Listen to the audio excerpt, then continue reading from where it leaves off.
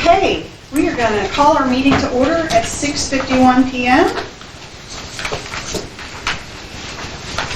And we'll start with the invocation and the pledge.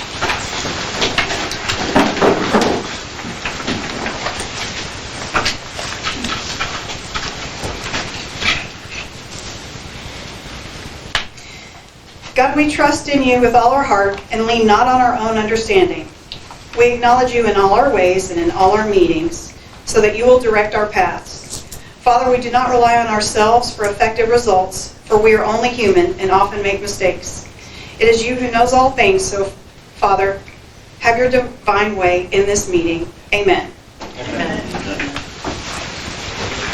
I pledge Allegiance to the flag of the United States of America and to the republic for which it stands, one nation, under God, indivisible, with liberty and justice for all. All right, that brings us to item 3, public comments. Cheyenne, do we have any comments today? Yes. It was Courtney Cox speaking on audit. Am I the only one? Yes. Okay. Obviously, my name is Courtney Cox, 719 Pony Lane. I had also put down that I wanted to speak on the audit at that time, as well as within public comments. Sorry. That's okay.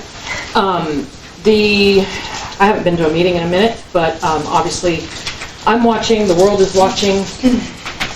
Lord knows the surrounding cities in this county are watching, as well as many there within. The recent activities that have gone on, not noticed meetings, not approved by council decisions, is astonishing. It's alarming. So alarming that my 12-year-olds noticed. And that's astonishing. You guys just sat through an entire meeting without being led properly in the manner that you are in control. You get to make the decisions, not a mayor. You're supposed to be asked, first of all. And forgive me, Cheyenne, I know this isn't your fault, but the hiring of Cheyenne, not done properly. There's no council minutes that prove that she was ever approved by council or her contract was approved by council. The implementation of Stacy Goatee, who is not a bonded person, messing with our finances when she does have access to things like Fundview and our bank accounts, is not only known by me and many others within this county, but it's known by the state.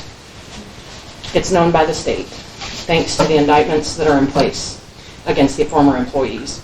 So all of the activities, all the secret meetings, the meetings that people are calling me about, I can't even begin to explain the number of phone calls I get when I'm just trying to relax and sit at home. I'm not on this thing anymore, but Lord knows I get calls. I get constant calls of why is there 15 calls there? Or why is there 15 cars at City Hall? You know what? Go up there and ask. Everybody's calling me, asking me what you're doing. I don't know what you're doing, Laurie, but I'm telling you, it is illegal. I can tell you that. You don't ask council for approval on anything. The EDC question that was asked earlier today at the budget meeting in regards to the EDC budgets needing to be approved by council, that's 100% true. Philip actually answered that question last year because I asked it. So you guys not approving things and just going one off, and you're not spending. That spending is just it's unregulated. You don't know what you're paying for or who's paying for it, and you're certainly not approving it. There's money at every single question that Eric asked at this particular deal here is right on point, which awesome. Thank you for at least asking the question because nobody else is doing that seemingly. You guys, well, Justin and Kelly anyway, have ran on roads for far before I was on council. So the question is basically, Laurie, what are you doing to include your council? Because that's who the people of the city of Simonton voted for. You making decisions without their approval is not how the Texas local government code works. I would think that you'd know that by now. So there's a lot of questions to be had because even, like I said, Stacy's not bonded. Cheyenne wasn't approved by council. Stacy wasn't approved by council. if there was conversations that happened behind these closed doors that you seem to keep having with these meetings that aren't noticed and things like that, I believe the public has the right to, for the answers. Thank you. Cheyenne, do we have any other public comments? All right, new business. Moving on to the audit presentation for fiscal year 23-24 by Natalie Ridley of Breedlove and Company. Miss Natalie, Hello there. welcome back. Thank you. How are you doing? Hope good. everyone's well. So this evening I'm here to present the financial statements, the audit report for the fiscal year end September 30th, 2024. I'm under the impression that you all have received a draft copy and you've all been able to look through that draft copy. I would point your attention to the first page of the report. It's actually page 3 of the packet. It's titled Independent Auditor's Report.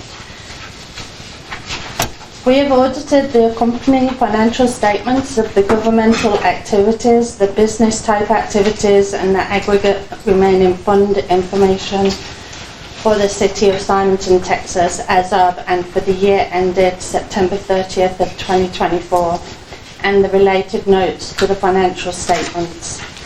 In our opinion, the financial statements referred to above fairly present in all material respects the respective financial position of the governmental activities of each major fund and remaining fund information of the city of Simonton as of September 30th, 2024.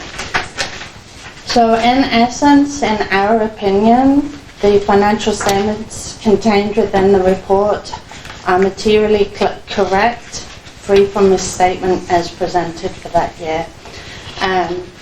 If you have any questions, then I can open it up to questions. Is it just free-form ask, or how do you want to do this? Well, let's make sure everybody has an opportunity. I don't have a You're welcome problem to with go that. first. I would love for everybody to have an opportunity. You have a question? Yes, well, I have more than one. But the first question I have is, do you consider your audit to be a forensic audit?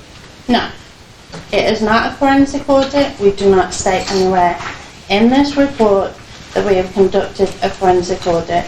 This is merely a financial statement audit for the year ended September 30th of 2024. We are not engaged to conduct forensic auditing.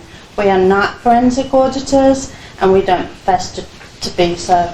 Okay, so none of our 6 audits or whatever that you performed for us were forensic of nature? No. And we've never alluded to the point that they were under forensic auditing procedures or standards. They are audited in line with the accounting principles accepted in the United States of America, US GAAP. Okay, I yield to anyone else? So, Okay. coming back around? Yep, go ahead.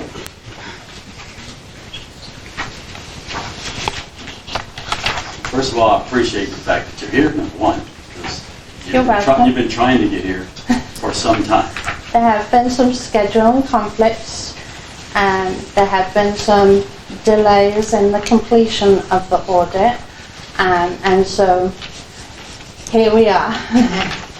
So I appreciate that, I'm saying, and it's been difficult, and I know because of conversations and things that have gone around. But what would you say was your major impact on completing the audit, or any of them that you could The experience?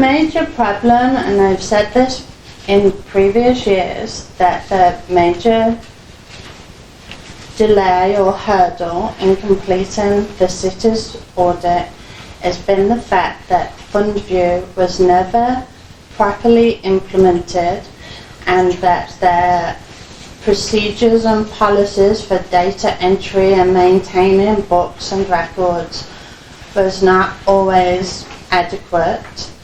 I understand that the city did engage third-party bookkeepers to assist,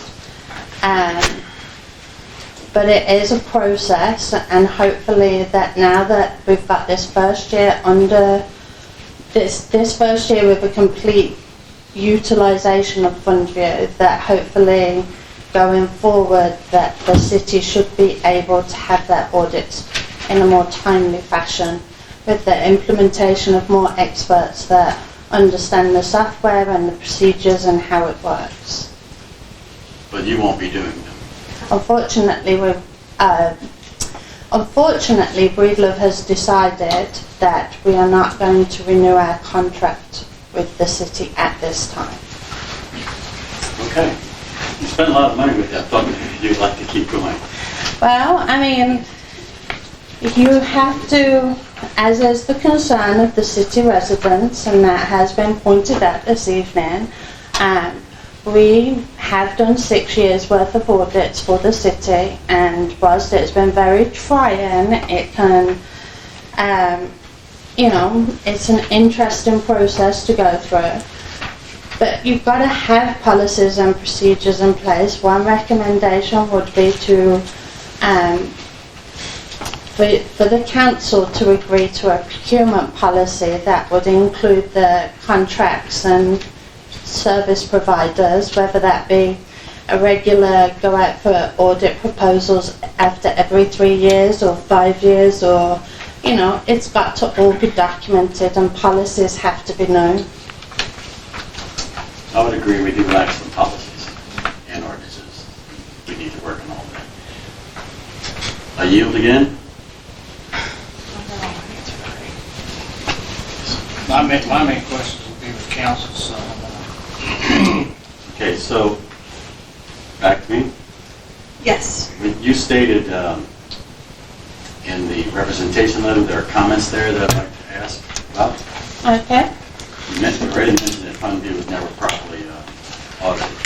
So one more general She question. said, I believe she said implemented, not audited. Thank you. Yeah. Just make sure. Yeah, we don't audit Fundview. We audit the results. Yes. So you claim, I guess, in every audit that it was a high-risk audit. Yes. Yet you gave us an unqualified opinion. And we can give you an unqualified opinion even though the risk is set to high. It doesn't, just because we set the risk level to high doesn't mean that the numbers and the results are going to be modified or qualified. I mean, we still stand by the numbers reported in the financial statements. You have to tailor each audit and the processes and the audit procedures that we apply to the specific times of the audit that we are auditing. Okay. So, yield? I think everybody else is doing fine right now. Go ahead. Okay. What action did you take when you were told that there has been evidence or appearance of fraud? Me personally, or Well, you, Breedlove the company. as a company, there was internal discussions about maybe the ability for the accusations to be substantiated, if it was an issue on the financials and the audit. There are procedures that we follow. We send confirmations to attorneys, the attorney, if there was anything in those responses that required disclosure in the financials, they would be in there. We tailored our procedures to try to gain greater comfort that the numbers that we are reporting on are materially accurate. Okay, so I know that those responses were given before we had people who used to work here were indicted.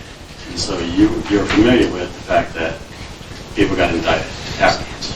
Right, but what responses are we referring to?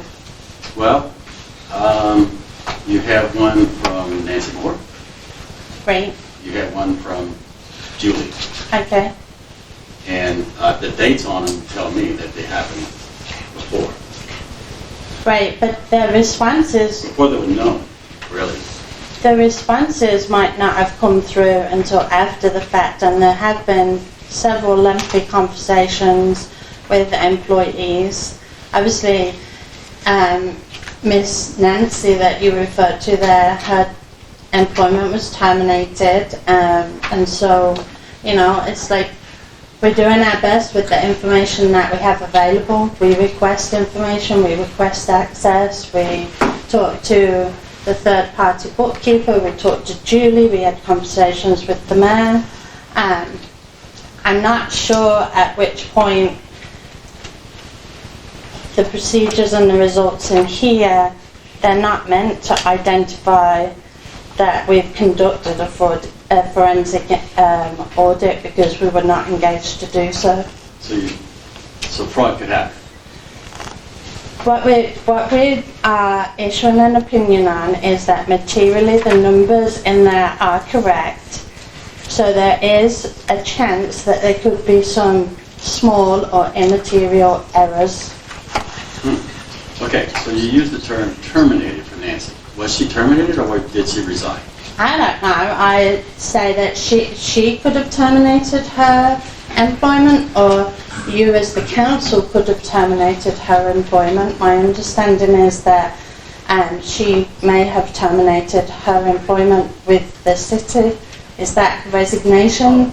I mean, Maybe it's English. potato, potato. Okay, that's called So, resigning. council member, I also don't think that that's the expertise of this auditor to talk about personnel issue. The only connection, Madam Mayor, is the fact that they got information and said there was a possible fraud, and that person was the person who did it, and then she was either terminated or resigned. That's the only reason I asked the question.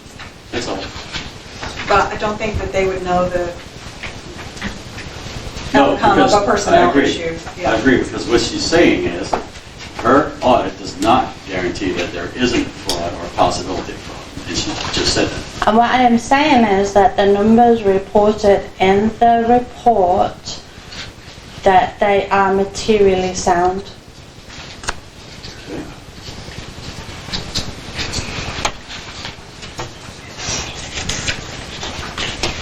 If I asked you to just say yes or no, could you do that? Clarity? I don't know, you may have to go ask my husband that. He sometimes has the same disagreement. I will try. Amen. How about I try? Because the reasons for audits, if it's not a forensic audit, is just to check the numbers. And you did that. And basically, I think you did a great job. Because you just checked the numbers given to you, and you had some exploratory problems, etc., but you did. You came to a conclusion either by maybe an email that said, look, we're going to cut, and we're going to just put some numbers into the trial balance. That was a communication you had. We did a stop and said, look, we got to get this finished. We have numbers from your trial balance that you're going to use instead of Fundview, instead of anything else. So you did that. Because it was all about financials and trying to get your best picture of the financials, correct? Right, but you have to follow the flow of the cash, right? So if we followed the flow of the cash to the best of the documentation that we were given, then we can still issue this audit opinion. We followed the flow of the cash, we asked the questions, we accepted the answers or asked more questions. The flow of the cash I can't say I don't know what the level of the fraud is in the indictments, but I can't say if, I don't know, let's use an example of office supplies. But I'm not talking about the indictments at all when I talk to you about the No, but possibilities. what I'm trying to explain to you is we follow the flow of the cash. So, if there is a credit card and there is a charge on a credit card and then the balance reconciles, then there's certain procedures that we have tested. We've reconciled the credit card balance. Now, there may have been, if it wasn't necessarily a high-risk audit, when the level of risk is lower, the procedures are often different. So there may have been some times when we have controls, which we have been open in saying that controls and procedures are lacking with the city, that sometimes we will test those controls. But if we deem that there are no controls, what can we test? Understood. So, you know, I can say, do you take every charge, if you go to Office Depot or Starbucks or whatever the case may be, on the credit card, do you collect every vendor receipt? I am going with the information that is provided after it is requested. Totally understood. So, I mean, again, I come back to this as not a forensic audit.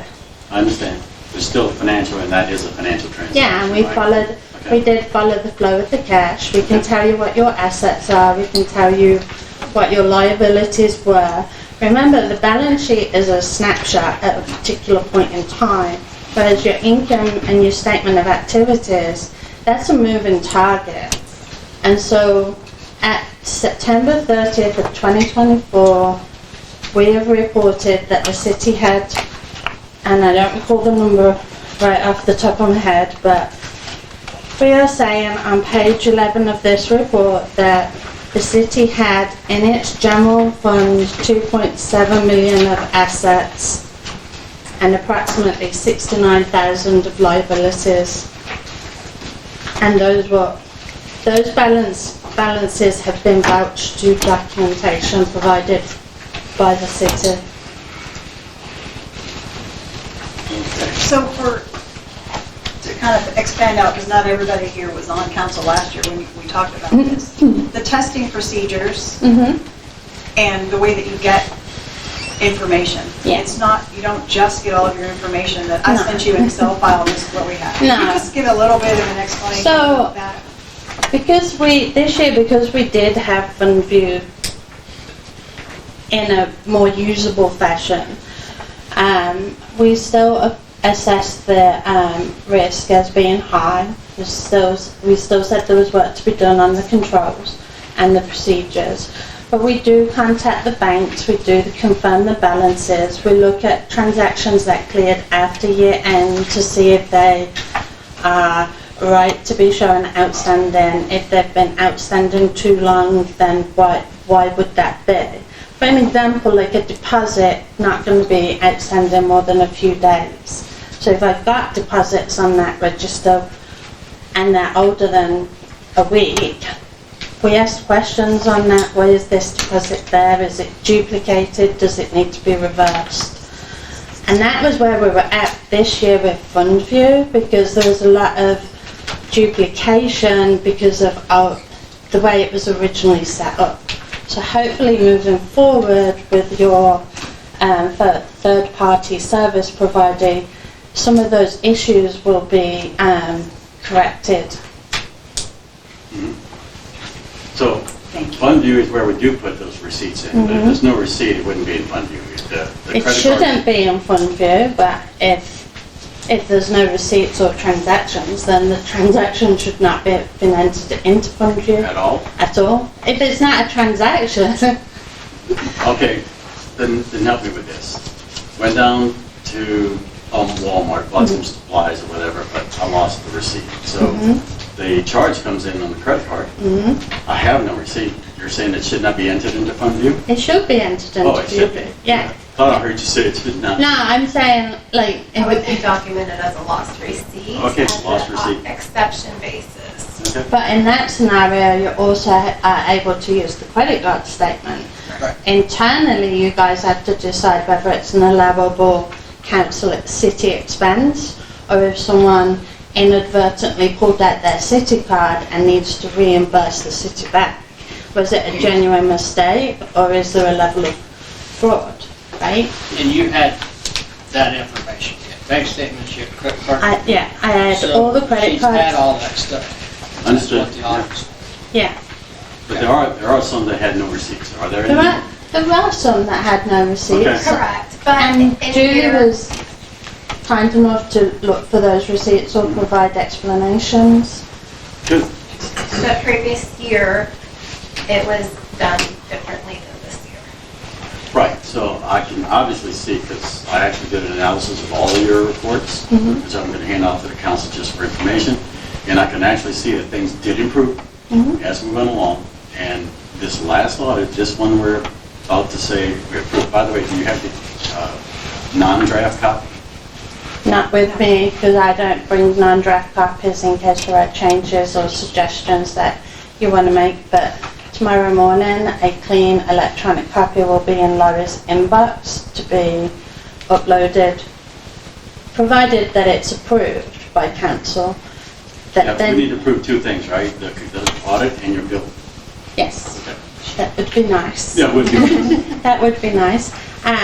Provided that council approves the audit, then tomorrow, and sign the management rep letter, tomorrow morning I will provide Laurie with a clean electronic copy so that she can forward it to the responsible person for it being made available on the city's website. You brought up something important. Has the representation letter from Laurie been signed? Not yet, because you have to approve, you as the council have to approve the audit before it is signed. So I will need another member of council and Laurie to sign the letter to show that it has been approved. Okay, so I just want to understand the steps. We approve it, she signs it, you get a signed copy. There are no changes between the draft and what you're going to deliver to us after, because we have not made any, correct? Right. Guess what? I'm done. Council, any other questions for Natalie while she's No, I think, presenting? yeah, we appreciate it. I think you kind of give us some more. I know they've been working on it since you, in 24, 25 should be better, whoever next time.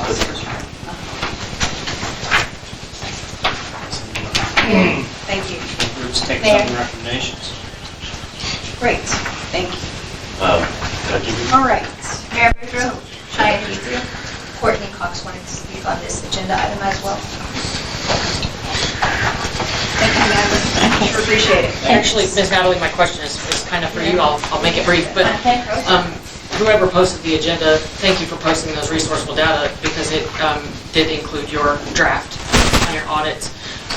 In years past, there's been several issued emails and things like that. I mean, obviously, you and I have spoken before several different occasions, but in a qualified or unqualified event, I think what Eric was getting at is throughout the past 6 years now, we've kind of received the same results. What was different about this one, I found interesting, is that you stated a multitude of times in both the representation letter and the audit itself that you did not receive information requested from the city.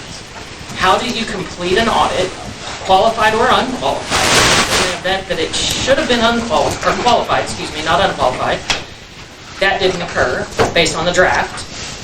But how do you complete an audit when you are you state it flat out over and over and over again? Can you point, I don't know. I don't have my copy with me, and I honestly don't have my readers.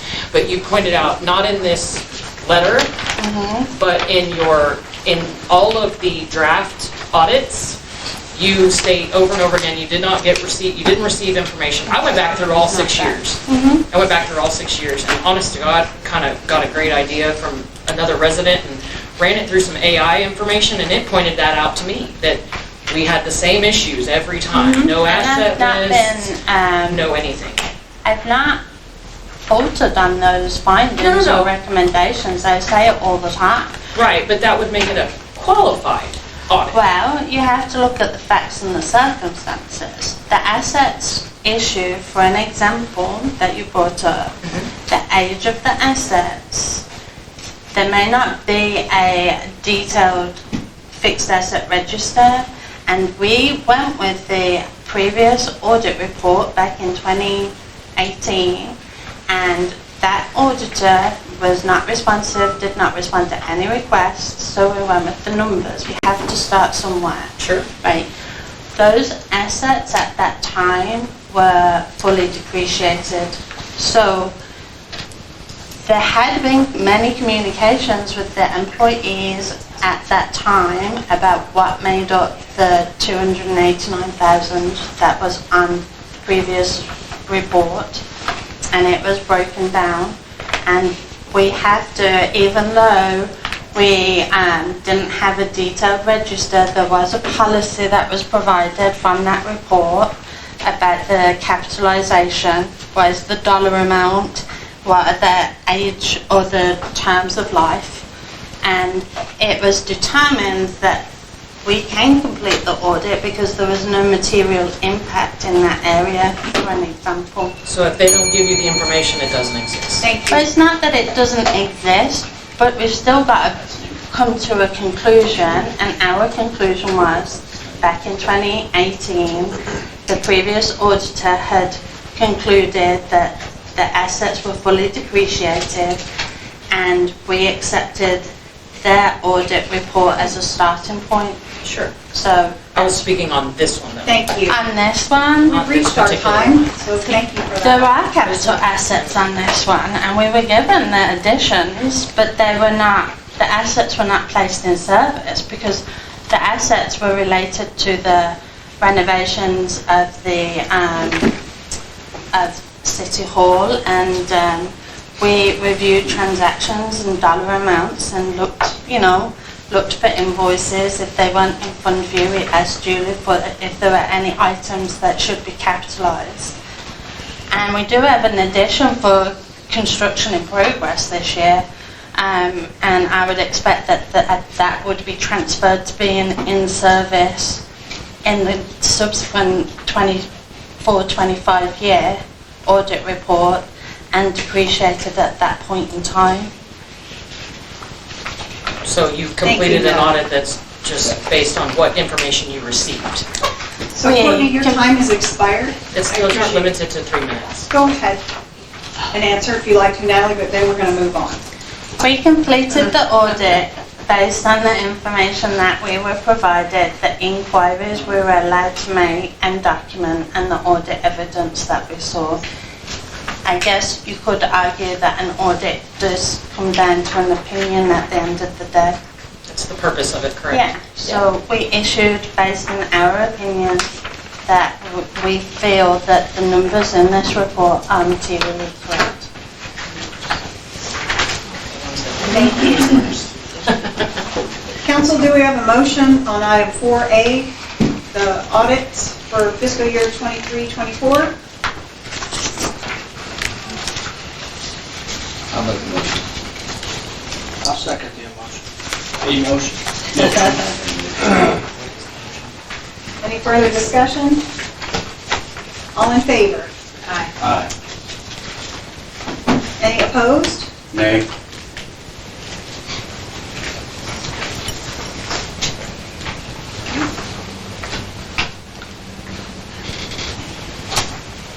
Motion carries. Thank you. Item B, consider and take action to approve Breedlove and Associates invoice for audit fiscal year 23-24. It's $17,370.69. Council, do we have a motion? That's about what it was last year, right? Yes. 5%, yeah. I'll make a motion to approve the invoice. Thank you. It's a lot of work. I'll second it. Thank you, Angela. Any discussion? Yes. I think they did a great job from the standpoint of what they had to handle. I do not ever want to hold money back from people who've done the work. And so I will approve this, but the point is that I'm making is that I really wish we could have gone and gotten better results. But you did your job.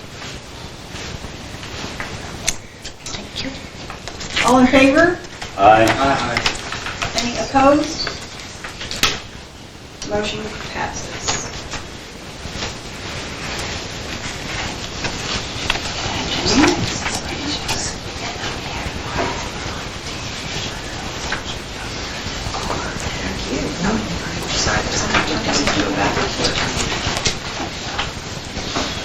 I know.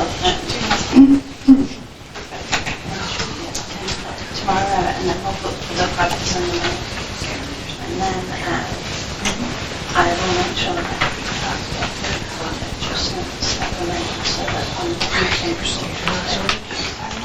And then if, any question, you know, from the website goes for the next door to the next.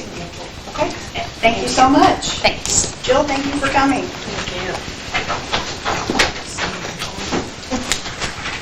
Have a good meeting. Thank you. Bye, guys. All right, item D, receive the 2025 tax year appraisal roll and new property value provided by Carmen Turner, Fort Bend County Tax Assessor Collector. In your binders, you see the packet that came from the Tax Assessor Collector's office.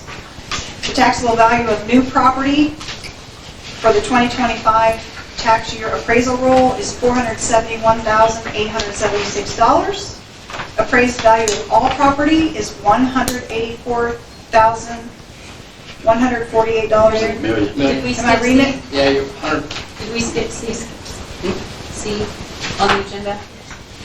Oh, I'm sorry, that item was withdrawn by Oh, Councilmember Duhon. Sorry, I didn't announce that. See, about the General Land Office MITMOD education item has been removed for today. So item D is the tax year appraisal roll. The appraised value of all property, and good thing you interrupted me because I misstated it anyway, it's $184,148,034.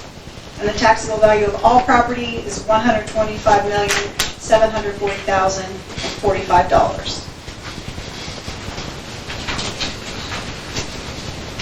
We're recording receipt of the information into the minutes of the meeting, so there's no action to be taken, but we'll have it in our minutes. Moving on to item E, consider and possible action for city to cover legal costs incurred by a city employee in the performance of their official capacity, and to have said costs come from the city's budgeted line item for legal expenses. There are 2 invoices, and if there are duplicate copies in your packet, my apologies, I think I duplicated one, but the total on the agenda page is correct, of $1,526.26. Phil, do you want to take this item for us? No, so the request is for reimbursement. In order to be a reimbursable expense, so it's something along the lines of, like you reimburse mileage, things like that. The city just needs to confirm that there's a public purpose and that there's controls over it. That's the state requirement. So just like you would with any other reimbursement that's for a public purpose. There's discussion about that this was to cover the legal costs incurred by the city employee in performance of their official capacity. This revolves from subpoenas that came in served on individuals rather than served with the city, and so the question becomes where does city representation begin and end, and that's a very blurry line, to be completely honest, when it comes to supporting individuals in some of these cases versus supporting that role as an employee versus that role as in their own individual capacity. And so there was the desire to go out and get independent legal counsel to ensure that that individual was covered, and now they're seeking reimbursement. Can I make a statement? I reached out to Olson and Olson, and you told me that you were a civil attorney, not a criminal attorney, Right. and you could not advise me because your protection is only for the city. Right.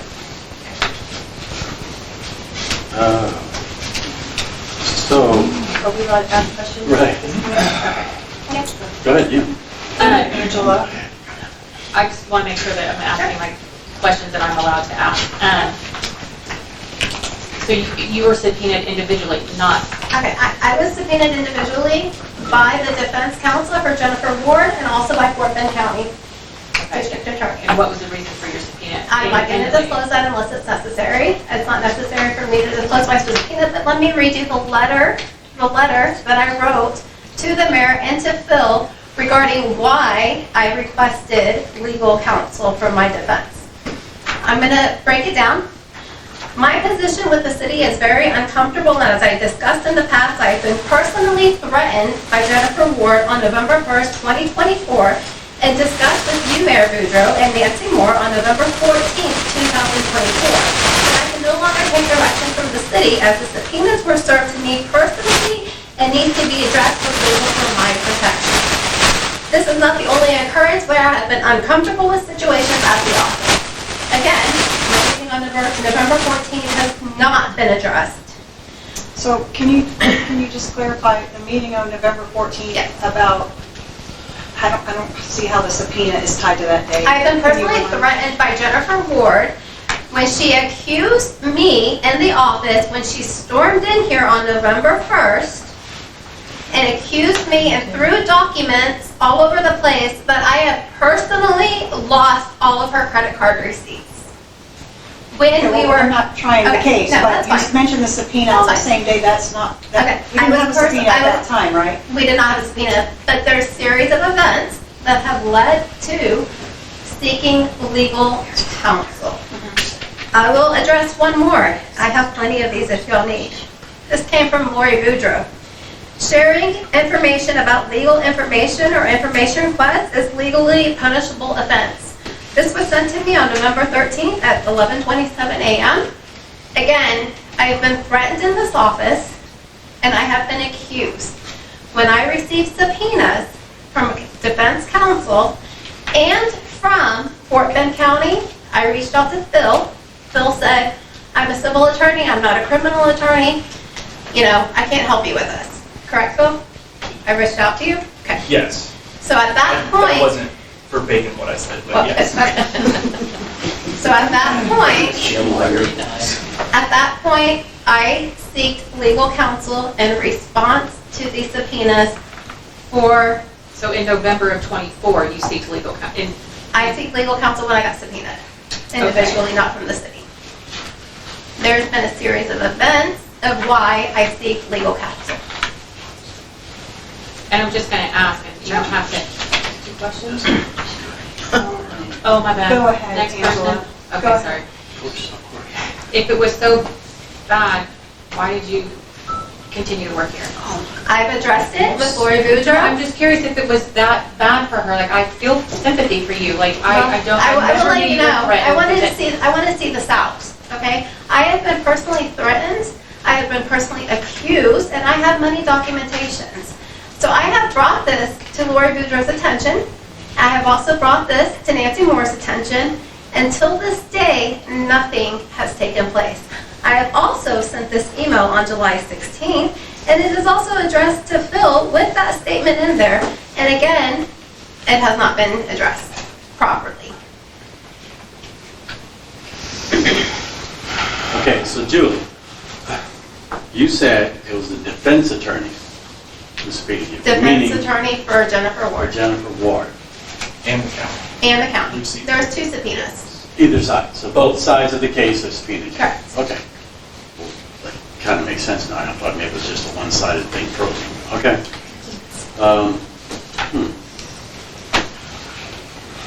So we have had other people quit Correct. this place, and we've been, I would say it's been difficult to keep people here, right? That's common knowledge.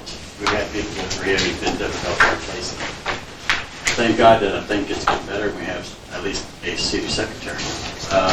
All right, well, that's all I really have. Go ahead, You done, Andy. Councilman? So I got a question. Are we, is this an employee deal? Should we be in executive session? I know there's an ask, and I know we. I asked for it to be an executive, and they threw it on open because of state laws or state codes. But my email says executive session. But the state requires it to be. Yeah, there's no specific provision for this agenda item. Got it. If we need to go into executive session with council to discuss sort of legal ramifications and stuff like that, we can on approving this agenda item. But the item itself is not something that is under any of the provisions of the open government. I guess what I'm trying to understand is, and just so I understand. Sure. And I'm sorry that you ever felt threatened by by anybody, but if that seems to be very separate from the subpoena and in the case that you're referring to. So what I'm Regardless of being subpoenaed or not subpoenaed, this is regarding an employee, a former employee. But you hired the lawyer because of the subpoena, not because. Right, and as an Okay. employee, I'm going to protect myself from the city of Simonton. And rightfully so, I am not going to respond to defense counsel regarding city work without representation. And as you, as anybody, you would need legal representation in this type of case. And so you could not get that representation from either TML or, and of course, I've never reached out to He said TML, no. but I went out to Right. Olson and Olson. right, but Originally, when he it had was. the right to say no because you're not the city. You're an Correct. individual. It's subpoenaed as an individual, Right, not as her position within the city. But it was Right. requesting city information.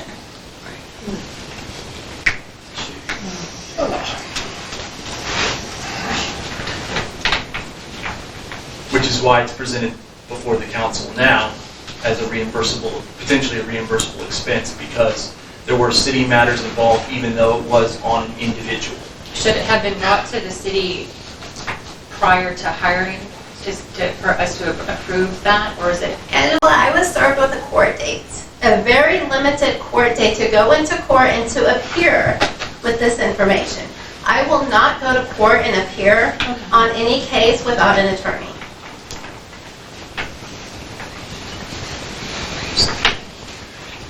So, Phil?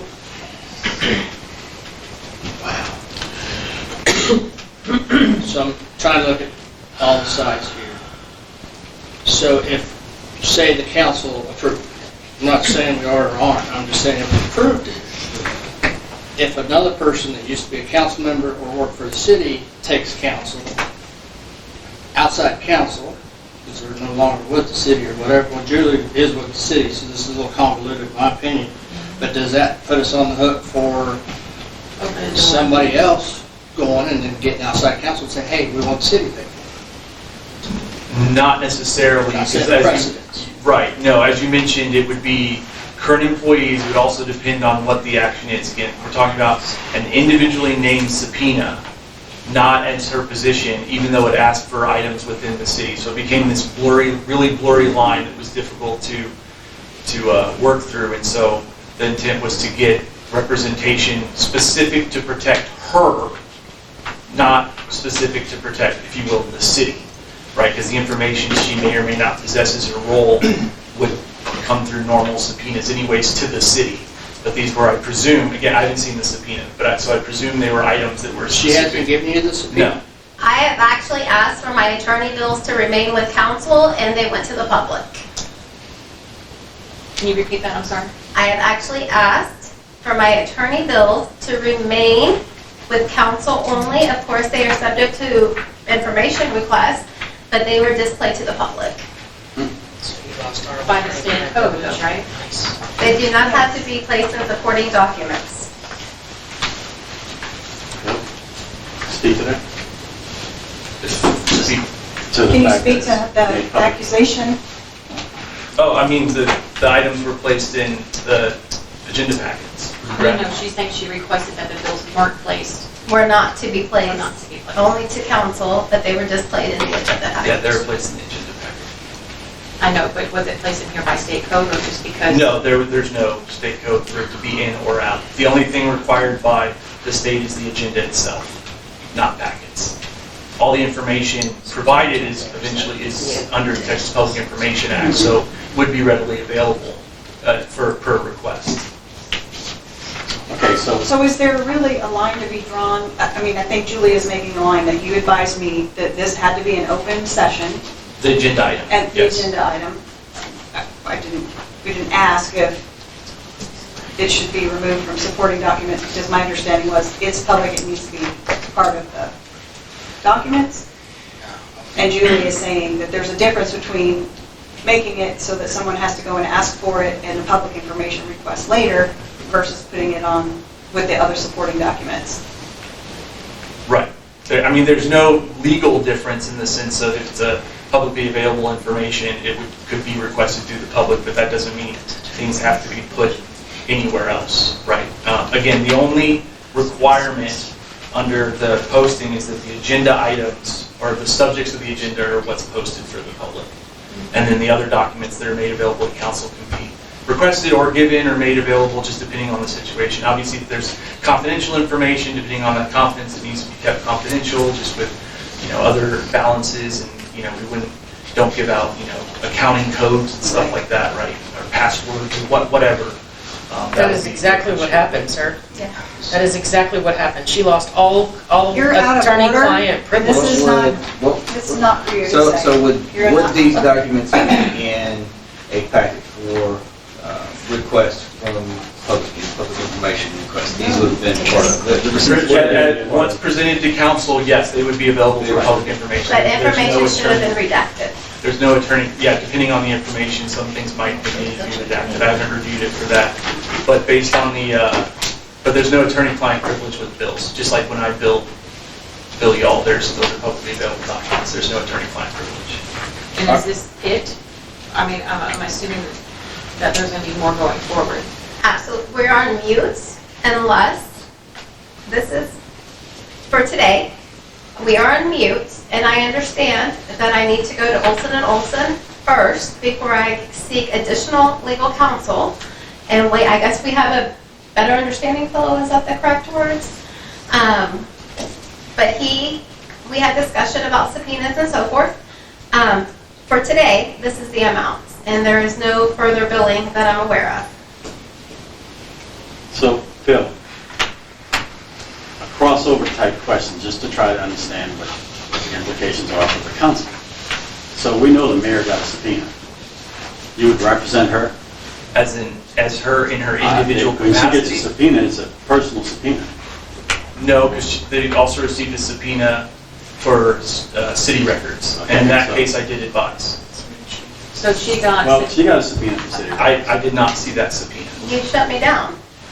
Okay, so, It was an individual subpoena. okay, fine. And I did not advise on the individual either. So if I got a subpoena, I bet I have to get my own counsel. Depends on what the I'm a city subpoena. councilman. Right. So, If you're being requested in your position as counsel, Yeah. then yeah, we can discuss your position as counsel and what's in that subpoena. Absolutely. so let me ask this, since you just said that when Lori got subpoenaed, she got it part of the city, and that you were able to There were two help. subpoenas, Correct, yes. you were able to help her with the city portion. But the independent one, assuming you had to hire your own lawyer, was that something that the council was paying for? So what would be the difference? I'm just clarifying. Between a personal, with Julie and a personal with Lori. The difference is I didn't submit a bill for reimbursement. I think that's the only difference. Right. I don't quite understand the question. she's just saying if one of us got a personal subpoena, and it had, correct me, Yeah. if it was about not just, but they wanted something from me. So honestly, the mayor informed me that I needed to get my own lawyer if I was going to talk to the DA. She told me this. What I said was, don't go without representation, and you have That's the same thing. absolutely, you could call Olson and Olson directly on that. That is what I said. I did not say you had to hire anyone. You would not have. Well, again, all these are fact dependent, right? So it kind of depends on the circumstances and the facts. Because if you're going as a member of council and you needed advice on how you could present, what you could present, sure, we could talk about that. Absolutely. Now, again, as mentioned, I'm not a criminal attorney. Correct. Right? So if someone's getting put on the witness stand, if you Correct. will, like, again, even if you're represented by me, even if I'm sitting in the courtroom, I'm not making an objection. I'm not party to any of this, right? Neither are you as a witness. Right. So there's two parties to this, the state and the defendant, right? And you're none of those. And so, So would you have to have my own counsel? no, Any so protection? if you were going up as a member of council and we're going to give testimony, we could do witness prep. We can get you prep. Even though you're not a criminal attorney? Right, we have litigators who can give you criminal prep. But if you don't like that, you can go see independent counsel. Yeah. You don't think it. Okay, so I got you. Thank you. And that would be on your own. Yes. Trying to figure out how to ask it, because this is, I don't understand why they didn't subpoena through the city for those documentations, but they did her directly. Right, that's a good question. But I don't think we can answer that. Right. I mean, I'll be more than happy to ask my attorney and incur more bills of if I should provide a subpoena from Jennifer Ward's defense counsel to City of Simonton's counsel. I'll be more than happy to ask that But question. you also got it from the DA. I also got it from the DA. And it was regarding my capacity as city employee for the finance. So Thank there's a you. difference. You are an employee. Correct. We're not employees. Correct. So in the case of an employee, you couldn't represent. All of the even employees, prep or all of do the anything? subpoenas from the city, we did reach out to Olson and Olson, but this one was served directly to me at my house by a processor. With, keep in mind, with an appear in court date for defense counsel for Jennifer Ward. I am not going to court without a counsel member, a legal counsel. Understood. So we discuss this further in executive session, or do we do all separate? I'd like to make a motion. I move that we pay the expense as listed here of $1,526.26 to Ms. Watts. She was in the middle of a question prior to. Well, we have a motion, so we either have to get a second or let it die, and then we can go back to someone talk.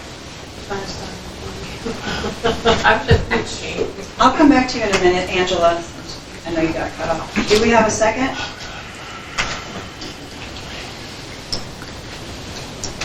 The motion dies for lack of a second. Keep talking. Angela, did you have something that you wanted to I was continue your? just asking the difference of doing that here. I was asking if we did that here, or if we did that in executive session, so I guess technically, The decision whether or not to approve. yeah, I would be would here in open session.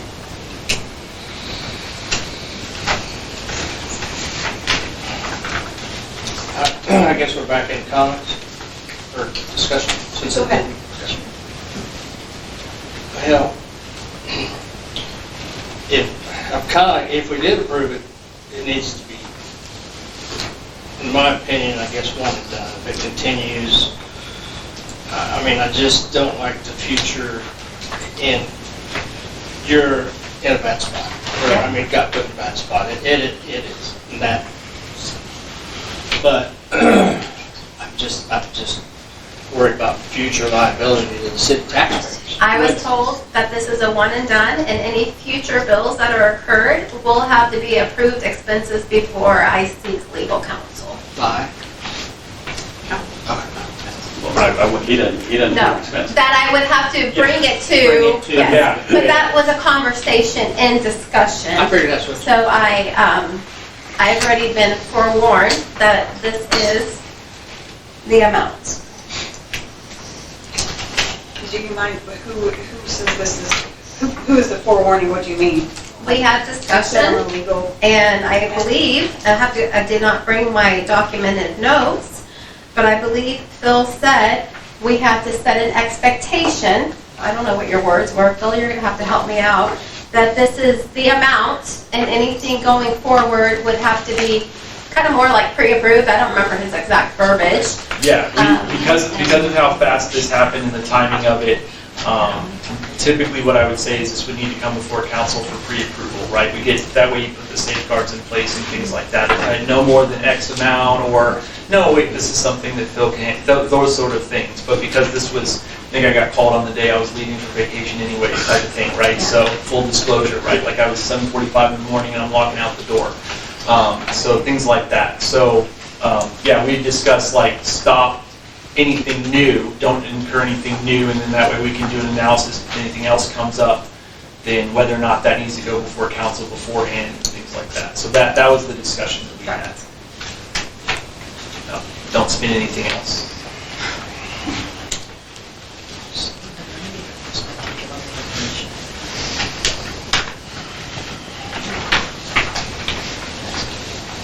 Council, do we have any further motion?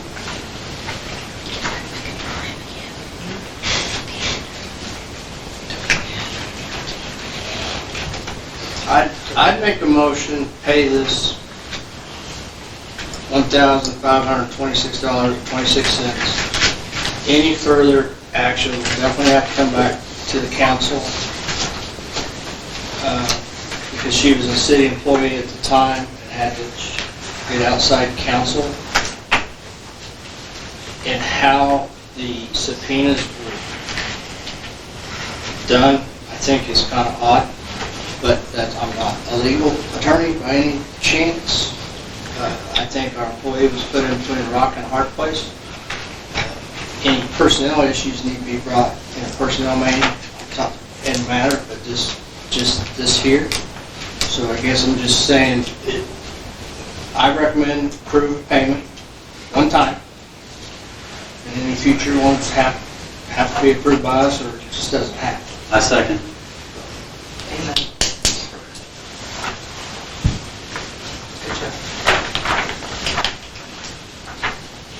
All right, so Andy, your motion is to pay these two the $1,526.26 with the stipulation that any additional or future bills would be pre-approved by council. Absolutely. Does that sound right? Yes. Close. We have a second by Eric. Any further discussion? All in favor? Aye. Any opposed? Any abstains? Aye.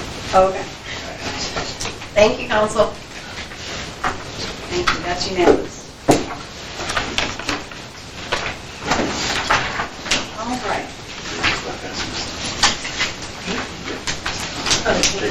Moving on to item F,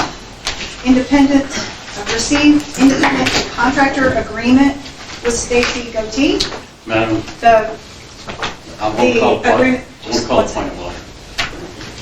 I won't call a point of order. Okay, May I? sure. Okay. I'm passing out a document to each one of you. Pass them down, please. And the reason for the point of order is that the mayor does not have the authority to hire or appoint any city employee without the express majority approval of the city council, as all personnel appointments must be authorized by the council or its designee under the city charter and municipal code. The mayor does not have the authority to hire or appoint any independent contractors without the express majority approval of the city council, as all personnel appointments must be authorized by council or its designee under the city charter and municipal code. So there are consequences of unauthorized hiring by the mayor. When the mayor proceeds with hiring or appointing employees without a majority vote of the city council, a series of legal, financial, and operational and reputational risks arise. Legal implications: any such appointment is void, ab initio, legally invalid from the outset, exposing the city to challenges via writs of mandamus and declaratory relief in court. Violations of the city charter and municipal code may prompt injunctive orders requiring immediate reversal of the hire.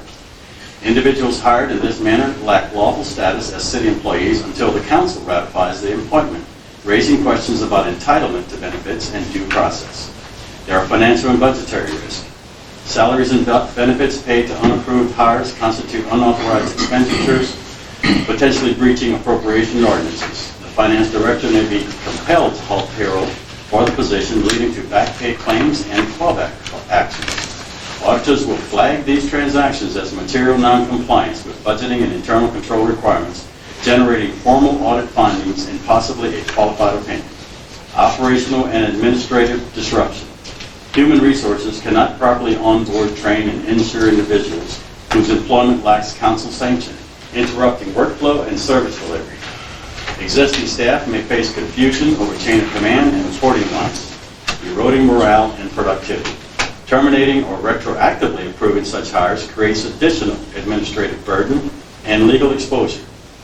Governance and accountability concerns. Circumventing the council undermines the checks and balances framework that ensures transparent collective decision-making. Persistent disregard for the charter may prompt the council to strengthen delegation rules or impose stricter controls on personnel actions. It diminishes public trust. It invites political conflict and can trigger calls for charter amendments and enhanced oversight of commissions.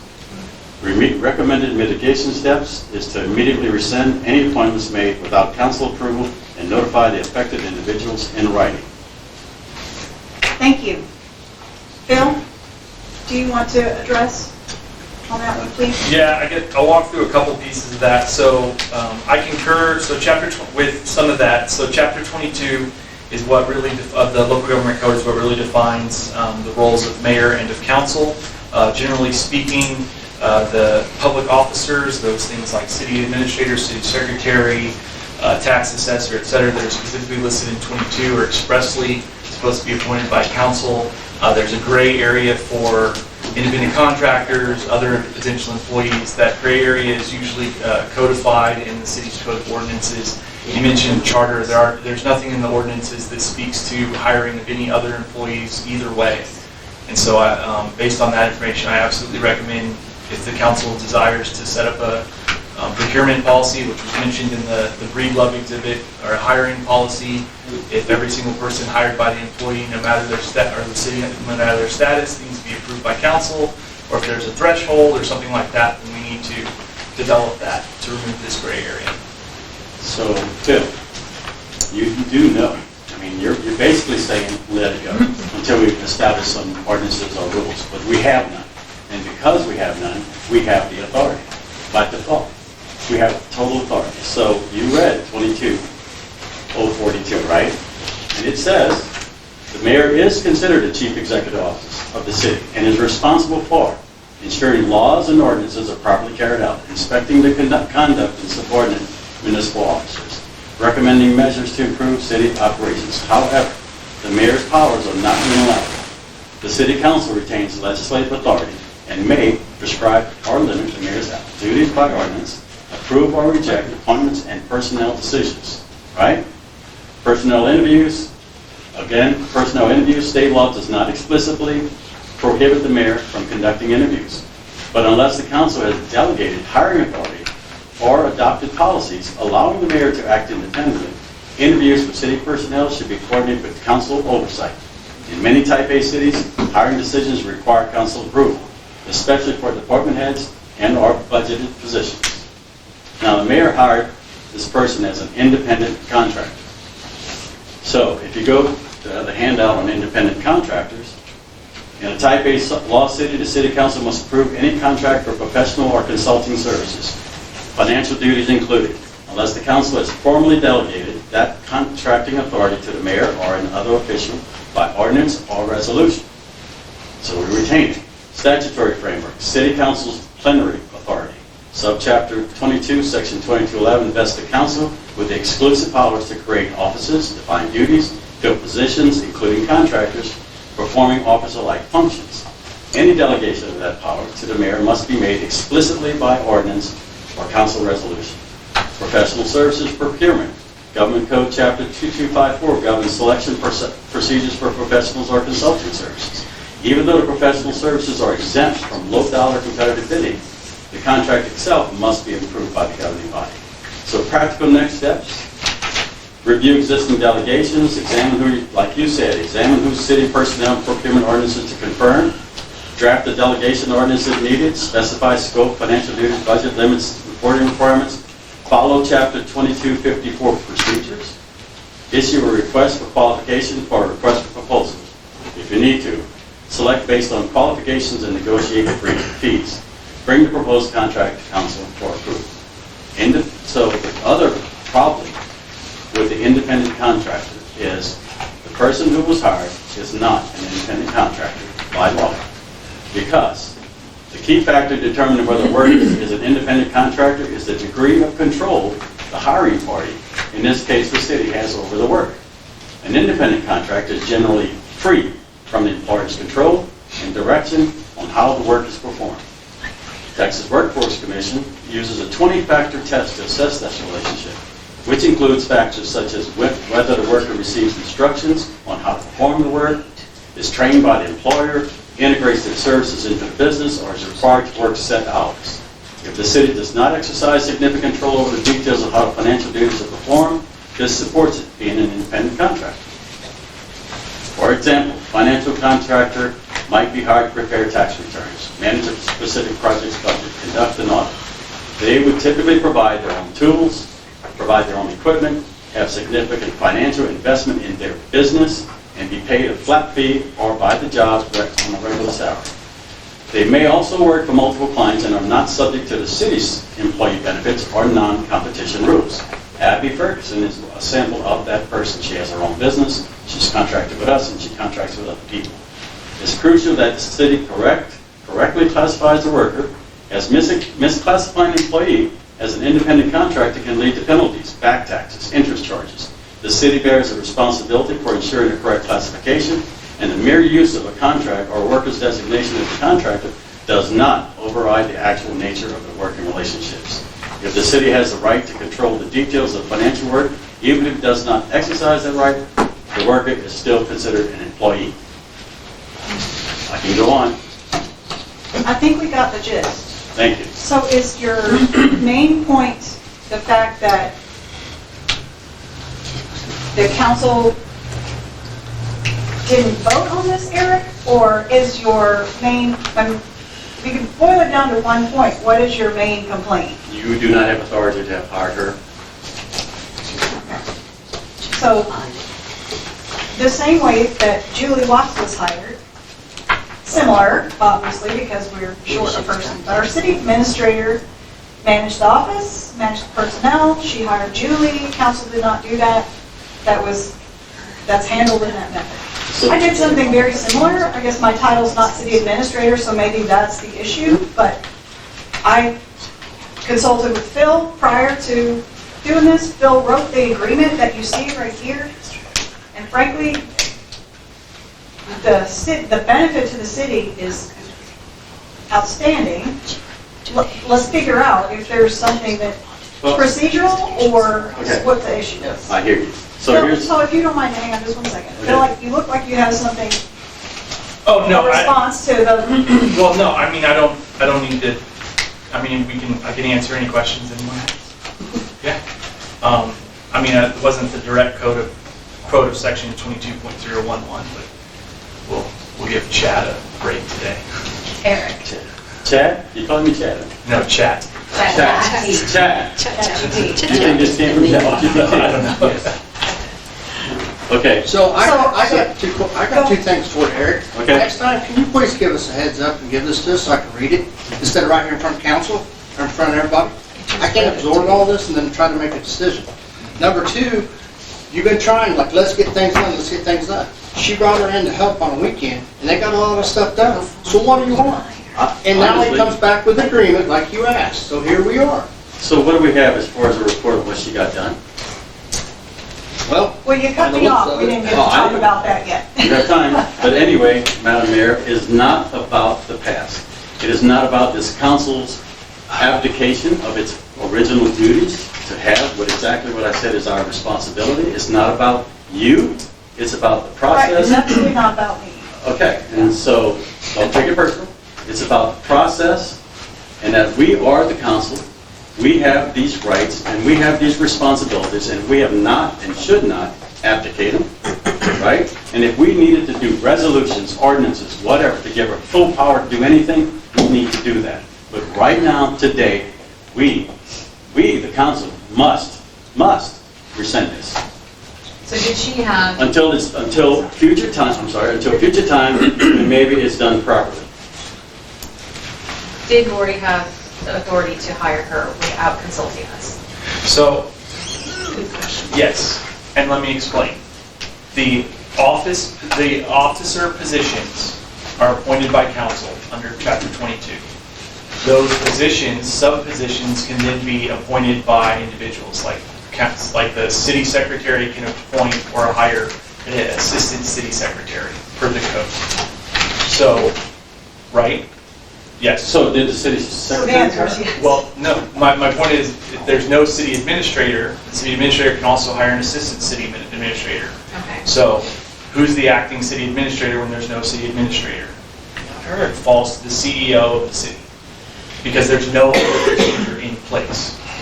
So, if we want to set up the procedure, by all means, I agree, let's get some resolutions and some ordinances in place and set up what the positions are for the city, and put some hiring authorities, and put some restrictions on salaries and what it means to be an independent contractor and what it doesn't mean to be an independent contractor, and what a part-time employee looks like and what benefits they have, things like that. And then absolutely we can go. So, So- okay, go ahead. I'm sorry. I'm just trying to drive it to the point so we can get double cheeks. Eric, if you I don't think- mind, if you don't mind, would you let Angela have a question?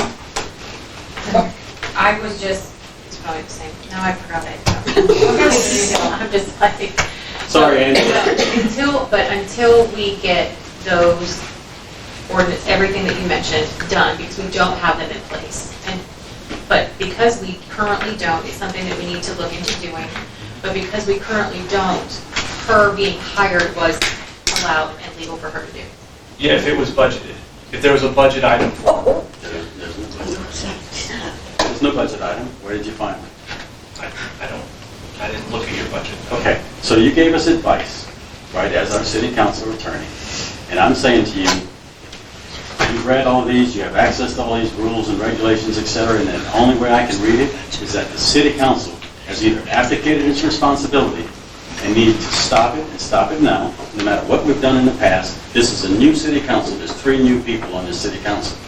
And we need to fix this for the city, because going forward for this city, let's do it right, including the resolutions and the ordinances and whatever's responsible, whatever we have to do, let's do it. Let's not just keep doing crap that we're going to be questioned on and out in the public being criticized for. I want it just settled. So that's all I want. I mean, right now, in order to settle it, this should be rescinded, the person notified, and then start over. If you want the same person doing the same thing, I really don't care, but let's just do it the right way. But she did technically do it. I disagree. I totally disagree. By what Phil's saying. So, I have a question. So on the budget portion of it, it has to be budgeted. The funds have to be budgeted, or does there have to be a line item for this position? Or is it, if there is funds in the budget for employees or? Yeah, I would think if there were funds in the budget for employees, then that would be sufficient budget item.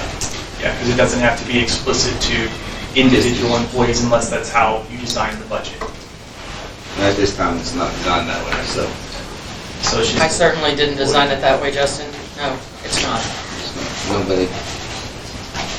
So, I think the reasonable way we would have done this is get it on come in with a proposal or an ordinance or resolution and get it on the agenda. So honestly, We kind of just brought Andy, the contract, the agreement to council, and done it that way. If we wanted to do it differently, we could have just Well, brought I a mean, if you want to proposal put to in the mayor. procedures, which all right. I don't disagree, but put Andy, it on the agenda. I hear everything you're saying, I really do appreciate that, but let me give you another piece of information and why I felt that I couldn't trust the judgment that was made. So, in email back and forth to me and the mayor, we had some discussion, Phil was involved, on things that have happened since the 9th of August, with this person being in this building, right? Not authorized to be an employee yet, and working on financials. Somebody's already bragged about how much she's got done in 5 days. So this person, before he even contracted, was in this office. I came here, I asked, and she was very willing, because she knows me, to tell me why she was here doing financials, but she was just here doing financials. She was able to open that front door, which I think takes a master key. And the mayor was not here just by accident, wasn't here for a few hours, went out for lunch or something. Still, I don't think that is proper. I don't think that was proper at all. I think that's just a major mistake, and a major mistake in judgment to have somebody here. And I don't want to go any further as to why any of the credibility issues, whatever. But I also know, before I was stopped from getting information from your press, as to what date that person's email was granted, right? And we know the date the Fundview account was granted, and we also know that the full capability of this person is equal to Julie Watts, including payroll, etc. It That does. is not true. She does not have payroll. And she also has no access to the bank accounts, Laurie, which. I have the report from Fundview showing every module she has and which ones are that she has. They're identical, including two-factor authentication that Julie has, which allows her to do payroll. So that's the fact. I can give it to you. And that's why I had, okay, I got a problem. What are we going to do? I could have come to the mayor and said, what the hell? Stop this. Not when it was already going on, Andrew. So I said, okay, let me do some research. I don't want to make any accusations of any kind against anybody until I have the facts. So I did a ton of research on statutes, on law, and everything else that I just read to you. And I'm up to here. I'm going, all we got to do, guys, is let's just do the right thing. Do the right thing. I don't care how it came about, Andrew. I'm sorry if I insulted you or whatever. I don't mean to. No, you didn't insult me. All right. You give us a lot of information, in the middle of council meeting when I could have had time to read all of this and absorb it. But we're saying our attorney said, no, she's okay with what she did. You don't like it. Okay, Eric doesn't like it. But she also had a lot of help to get things done that you've been asking for a lot of stuff. I don't have a Now, if we report want to put a anywhere. procedure in place, let's do it right. I hear you. Get it on the agenda. That I we think it's a agree. great idea. So let's do it. But we got more stuff to get caught up on because we have been shorthanded. And it's going to take Cheyenne a little bit to get wound up. So Absolutely. So I have not received a report, and it's been since 8/9 from the mayor saying everything that this person did on the system and what the results were. So if all these reports that suddenly popped up were done by her instead of Julie, God thank you for doing that quickly. That's it? Let's not dismiss the fact I worked on the reports. Okay.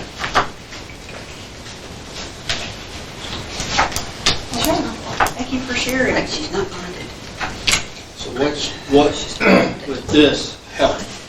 What are you looking for Stacy to do? What is, keep up with the rest of the paperwork and help what Julie's doing or what's your Yeah, idea? so the agreement there is so, I've said, I can't tell how many times in open council meetings that we have been behind on finance posting and record keeping with not enough staff. So Stacy came in to help us catch that up. We took everything that we could find for receipts and invoices and all kinds of things. And she has sorted through them. We worked on that together the first day, and she's worked very hard to help get things that were missing in Fundview, or that might have been duplicated in Fundview, or receipts that need to be categorized, so that Peacock then was able to go back and reconcile in Fundview each month, because when I very first got access to Fundview a few weeks ago, I discovered that they hadn't reconciled a single month since the start of the fiscal year. Mayor So Boudreaux, when I that asked, is because... if you don't mind, Sure. I'm going to finish. Okay, So I asked, I went directly to Peacock and said, what is the deal? Why are you not reconciling these? And their answer was, we're still missing things. That's it. They didn't point any fingers. I'm like, all right, well, we got to get some help. We can't do this on our own. I don't know how. I don't have access for that. So Stacy is a trusted member of the community. She is a trusted member of our emergency operations team. She represents Simonton in the emergency operations software and programming. She's been a city council member before. She's not an unknown entity, and she is very good at Fundview.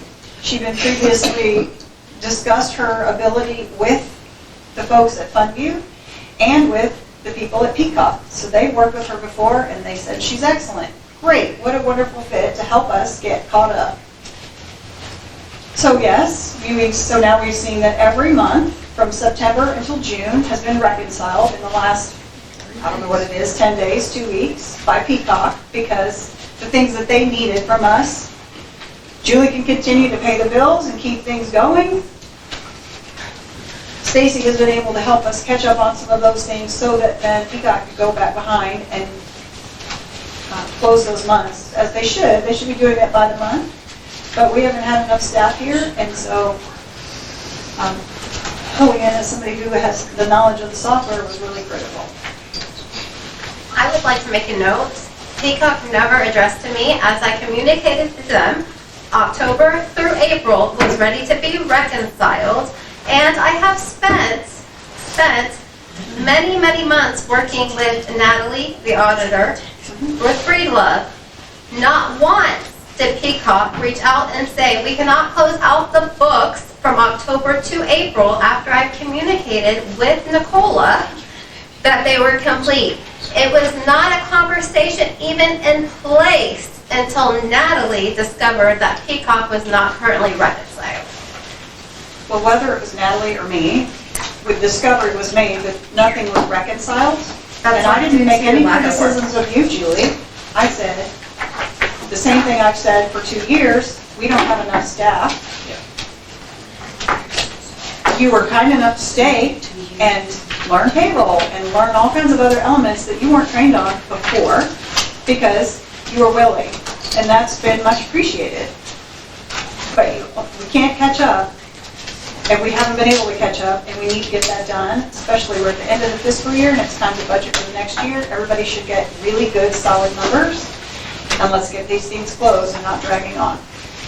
Because Julie's part-time, so many hours, that's tough to do, and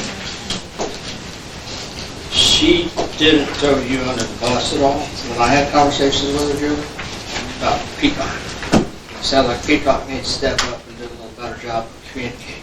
I agree. So I just wanted I wanted to confirm at least with my conversations with her. Thank you, I appreciate that. So the last statement down there is that she did work 2 to 3 days without the bond. Right? And you said you would get her bonded. Is she bonded? She is. When did that occur? Monday? Came back on Monday, I think.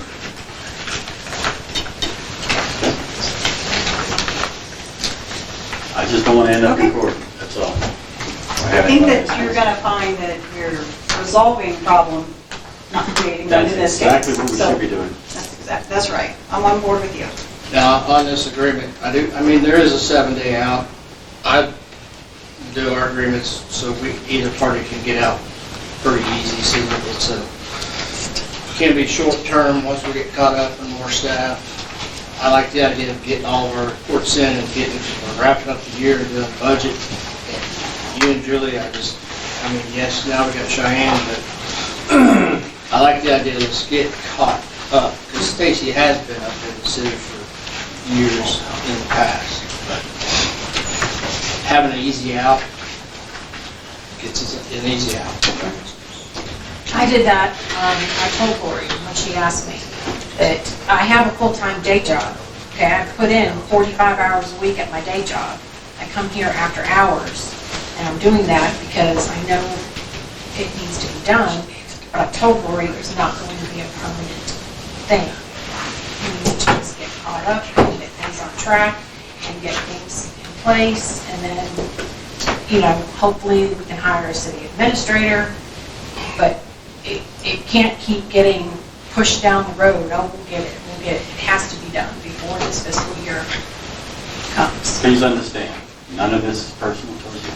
I'm not taking it Okay. personally, but I do know what I'm doing, and I have done it for a while, and that's it. Thank you. Thank you. All right, any other questions about the agreement itself? All right. Moving on to item G, the monthly payment report. This is an income report for April 2025. This item had been tabled previously. Both of the next two items from April have been tabled previously, so this is coming back to council. I think some additional education about how the income report comes to be and how its tallies has gone on. So, Do we have any questions about it? no questions, I just want to compliment you, because sitting with her in training, and you were there, you saw what was happening. You were there, Justin was there, but anyway, I now understand much better as to how this is actually configured and working. And so basically, the monthly payment report, income April, I move that it be accepted. Thank you. Do we have a second? Thank you, Justin. Any further discussion? All in favor? Aye. Thank you. It's unanimous.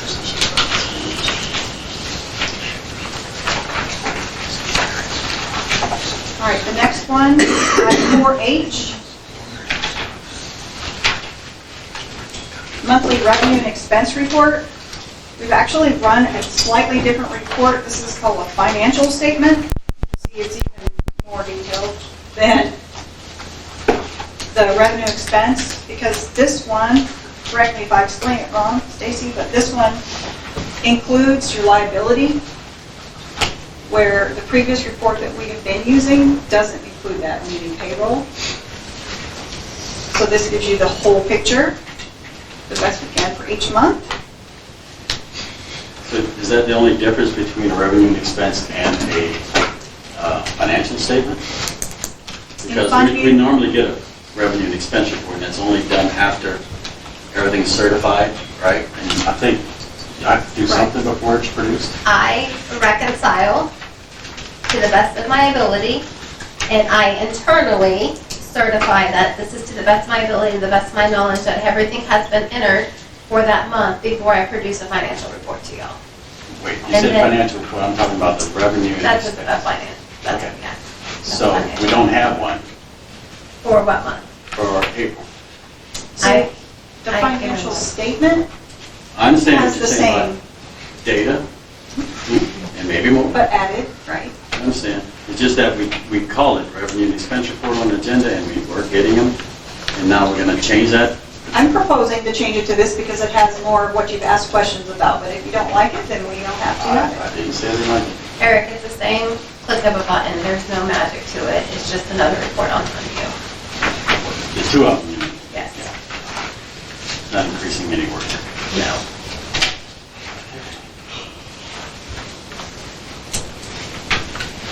So now I'm with Andy for my amount of time and data overload. Statement looks good.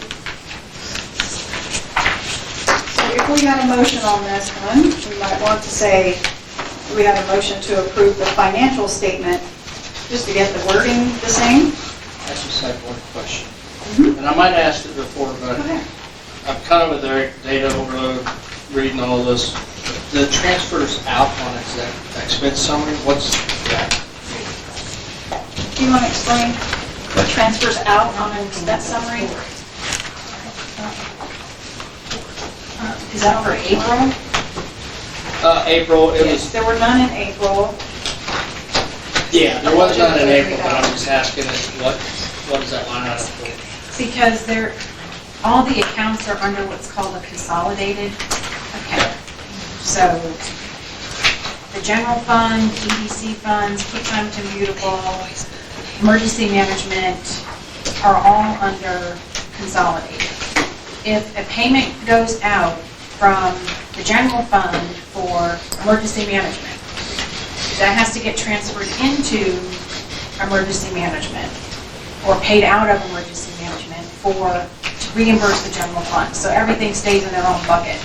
It's more or less just a bucket organizer, Okay. for lack of a better word. It's an internal, Yes, it's an internal thing. gotcha. Makes sense. No money moves, just figure. Yes, it's an internal thing.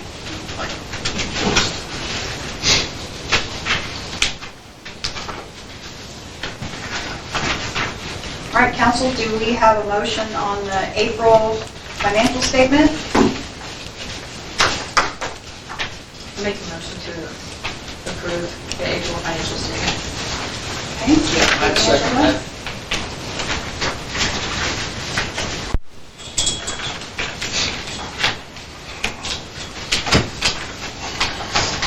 Any further discussion?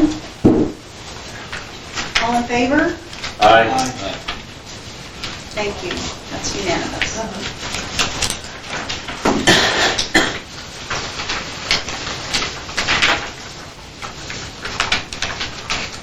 All right, moving on to item 5. Consider and take action on the consent agenda. This has meeting minutes from June 17th, meeting minutes of July 15th, meeting minutes of August 5th, payment reports, council report, and financial statements for May and for June. Madam Mayor, Yes, sir. I need to make a motion to amend on 5A, the minutes of June 17th, Okay. and Andy's going to like this because it's credit to him. We had public information requests that were not reported that actually occurred. I'm not going to say who from because I think we agreed, or Andy, we wouldn't say who from, just what the topics are. Yeah, just with the top, just so we know. And so the ones that need to be added, I think that I don't know if I gave it to anyone, but anyway. The ones that need to be added Or on 5/13, someone asked for copies of all credit card receipts from January 18th to December 23rd. On 5/20, someone asked for separation documents related to termination or resignation. On 6/4, information regarding public improvement district. That's to amend 5A. Mayor, Madam Mayor, I have it on a piece of paper if you want to take it to be able to amend it, if we pass it.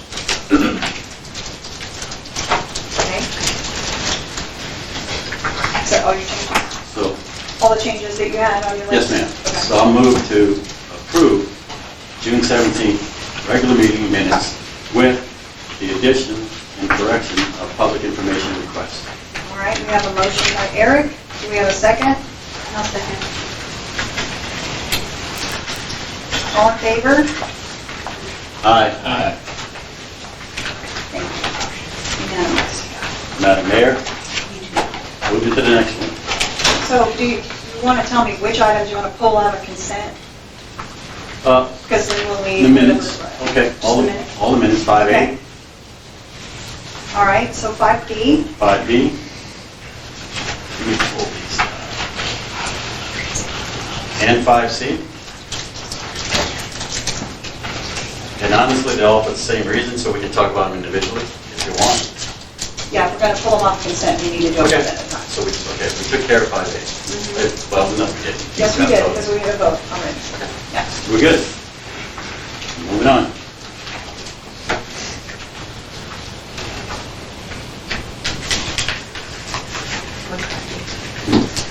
Oh, you ready? Okay. 5B, motion to amend. On 5B, we had public information requests, only one, and it was, I'm sorry, two. 626, an employee handbook from 2018 to 2023. And on 630, a copy of the comprehensive plan and our zoning ordinance, easy for me to say.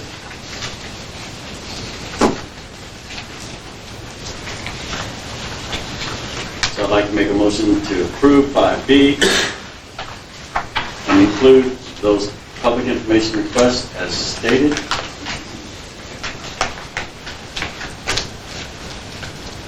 Okay.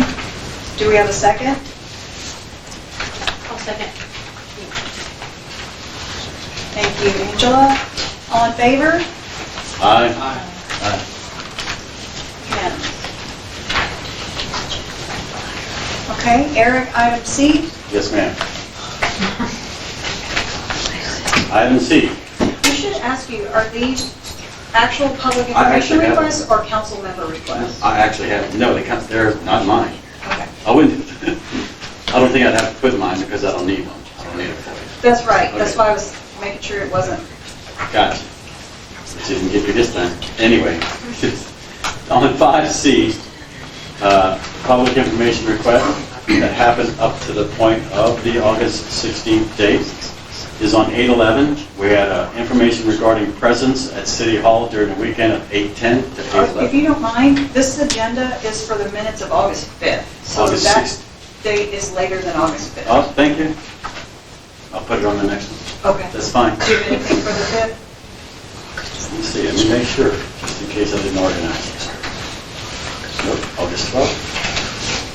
August 12th. Good catch. No, ma'am. Okay.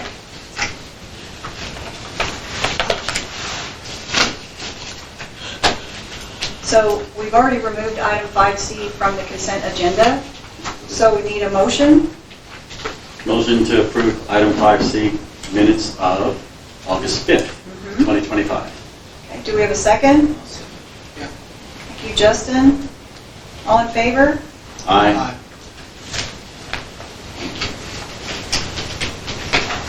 All right, council, that leaves items D, E, F, G, H.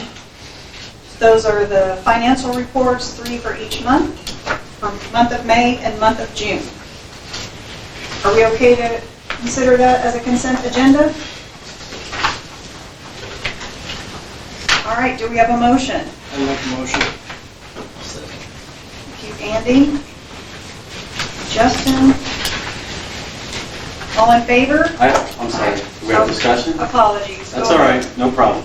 I had only one question, and I'm sorry I didn't say stop and let me ask a question, but on the one for the listing 5E, center page, flock group, year 2 of the 24-month term for $12,500. We still have flock cameras? I think I looked in Valley Lodge. They're down, one by the river, one over here. Yet they're not in Valley Lodge. Those were free during a time that we were trying to get our agreement and clearance from TxDOT. So the ones in the neighborhood are removed, and the actual flock cameras are out on FM 1093 and on 1489. 1489. Okay. Thank you. All right, we have a motion and a second to approve items 5D through I on the consent agenda. All in favor? Aye. Thank you. It's unanimous. All right, item 5, adjourn to executive session. Ma'am, We have two, Mayor Boudreaux, I'm moving that to open a session, please. okay, we have some executive session Okay. as well, so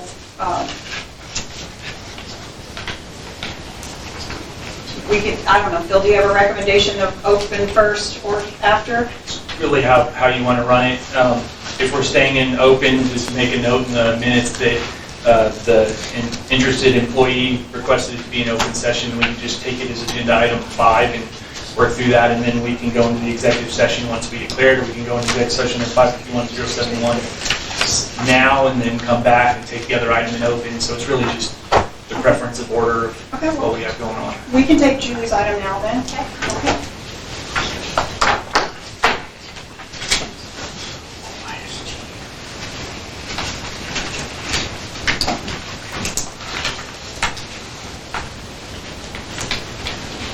Go ahead. You want me to start? The reason why I requested to be on the agenda, originally this email says executive session, then I found out that it could be an open session, so for transparency reasons, we'll go ahead and just leave it in open. I'm going to read this email, and then I do not have an email for this request, but I will follow up with that one What do you mean by that? regarding employment duties. Okay. The email was sent on August 15th at 10:30 a.m. I'm going to excuse the introduction and I'm requesting executive session. I am requesting the city's policy of reasonable expectation of privacy. Over the weekend, August 9th through the 10th, all of my belongings, including my personal and payroll files, were removed from my desk assigned to me by the city, given to Stacy Goatee, who I believe does not have a contract with the city, or to my knowledge, council did not approve her having access to my property without giving me ample notice to remove my information. This is the third time Laurie Boudreaux has removed and inspected things from my desk assigned to me while I was not present and noticed by Nanci Mohr on 2 different occasions. April 2nd, 2025 at 2:17 p.m., I have identified my shred bin that I frequently use was missing and sent a text message to Laurie asking where my shred bin is, and below is her response. It's in my truck. If you want to grab one from the garage, I will transfer when I get back. My shred has never been returned back to the city. I am requesting the following information to be discussed. City's policy of reasonable expectation of privacy and Stacy's Goatee contract with the city, as Laurie stated she's a hired contractor. Thanks, Julie Watts. And then I also came back and said I would like a list of my duties as all of my belongings vanished from my desk. Okay, so since we're going to talk about this in open session. Yes. The shred bin, first of all, is the black rectangle container that comes from Texas Pride that you can put your recyclables in. It was under the desk in the shared office up front. It was full of documents. I took it down to the Fort Bend County Constable's office where they allowed me to shred it in their machine for free so that it was properly discarded. The replacement that Julie mentioned is a clear plastic bin that's actually bigger than the shred bin. And we've been using that clear bin ever since. So it wasn't something personal of Julie's. It's been returned, and she pointed out that I forgot to bring that over and exchange it back. That it belongs to the city anyway. It's there for common use. Everybody puts their shredded documents or items that need to be shredded in that bin. As far as removing belongings, there was nothing personal found. There was. If there was something missing, we'll be happy to address, but we haven't been notified of what that was. And I went in there and took every basket full of papers, stacks of papers, drawers of papers that were invoices, there were checks that hadn't been deposited, there were no. items that hadn't been filed. I allowed you to have your Sure, time go to ahead. make the accusation, so I'm just addressing. I took those items that belonged to the city, there was paperwork that needed to go through and help to catch up on adding items into Fundview, correcting items in Fundview, figure out what's missing, deposit the checks that were in there from a couple months ago. I mean, what we took out of there was work product. So, Phil, I don't know that we have a specific policy about expectation of privacy, but there is Yeah, a general. there are general common law torts with expectation of privacy. Typically, it involves obviously private individual space, private space. There's an expectation that city documents are public documents, right? So any employee of the city can have access to any city documents. Again, a lot of these are going to be fact dependent. Whether or not there was an actual invasion of privacy would potentially have to be a determination of fact discovered in the court, honestly, like to just really go through all the facts and figure it out. So obviously I can't make that determination now because we, are not a court of law, but I think, the expectations, being able to set those expectations, having a discussion, again, setting up policies, right, where, hey, don't bring any personal items to work, or if you're going to bring lock offs, I don't know, again, what does it need to be? That's for council to decide, for the city to decide what those expectations are and set those rules and regulations and how you want to do procedures in this city. But as of today, would you say that it's reasonable that work product belongs to the city? And if it's invoices or checks or copies of bank statements, all of those sorts of things, that belongs to the city, needs to be available to be worked on. Am I stating it What you incorrectly? described as city property, yes. May I make a statement, That's what I'm please? talking about. In that paperwork, I also had notes, maybe some passwords, because I typically do that sometimes, which is probably not the right thing to do.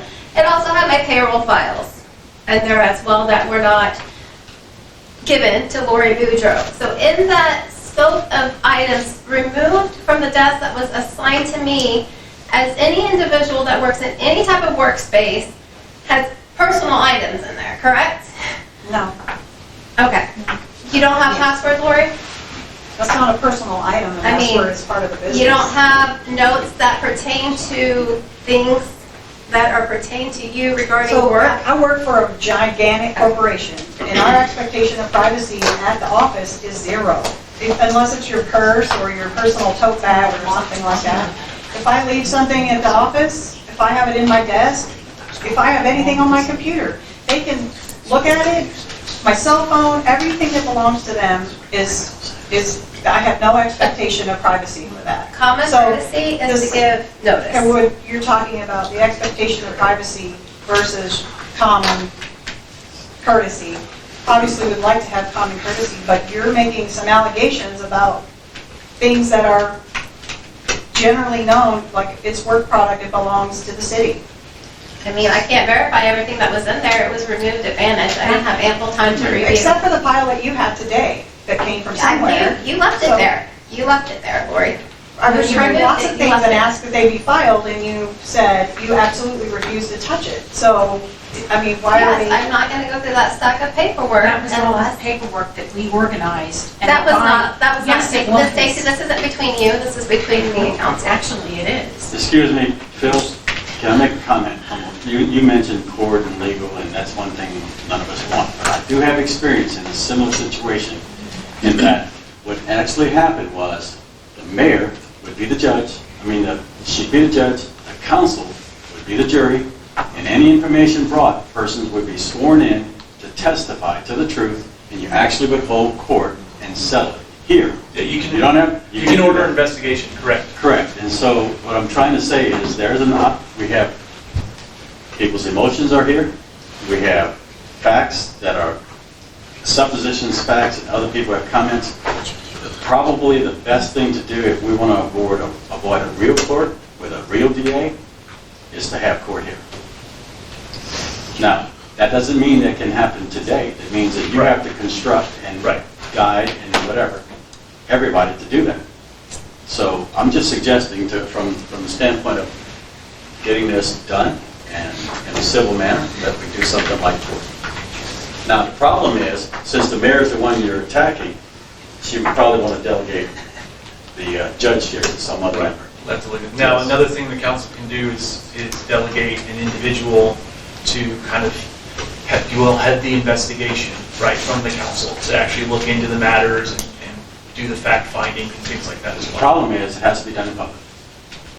No, individual council members. No, I'm talking about if we're going to do court. Yeah, if we do a proceeding, yes. I'm saying that an individual council member can be delegated to do some of the fact-finding as well. Again, councils can direct their own investigations. Eric, I want you to remove the word attack. I have not attacked. I've stated factual things in my email. I don't even know I heard the word attach, I guess. You did. Okay. You weren't wrong, but you did say the word. So my question is, Julie, what is the resolution that you're asking for? I think you were asking for a definition of the expectation of privacy. Is that right? Correct. I would like an expectation of privacy and common courtesy. Well, let's not even use that word. Have a discussion with me. Tell me what my roles and responsibilities are and give me an expectation of privacy.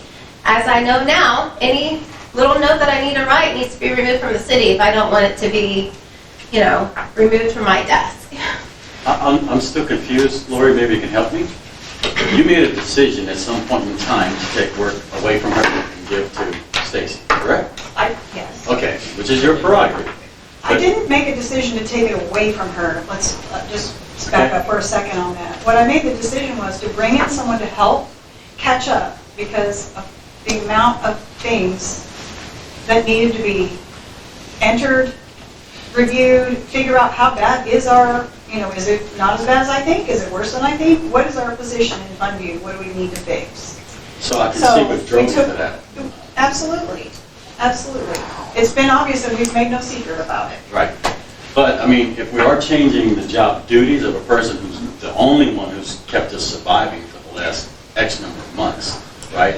I would think common courtesy would have been to have a sit-down conversation, look, I'm going to do this and bring somebody in and we'll just get this done. I did tell her in advance that Stacy was coming. So we didn't sit down and say, I'm going to do it X, Y, Z just like this, but I did tell her that Stacy. And I'm not trying to hold court, I'm just trying to get out as to what happened. Gotcha. So Phil, I think maybe it's a restatement, but the expectation of privacy is the question today. Julie, I think, is asking for the city to make some change in what is commonly the expectation of privacy for work product. Do you have some guidance about this is what it is today, clearly? Yeah, And not quite. Again, the guidance comes down to, personal property, personal is private, expectation of privacy, like you said, versus private cell phones, things like that. Though even if you're conducting city business on a private cell phone, that can be subject to TPIA, right? All these things are subject to TPIA. But I would think that city property is city property. There's not necessarily a reasonable expectation of like no access to an office or things like that in the city hall for different employees and things like that. So I would say going forward, I can look at other policies and start drafting something and bring it to council for your review on sort of those expectations and what to set up and things like that. Because there's no agenda item today to establish a policy, but I can take that directive to start putting that together. But yeah, I would say generally speaking, unless otherwise known, private things are private and public things are public.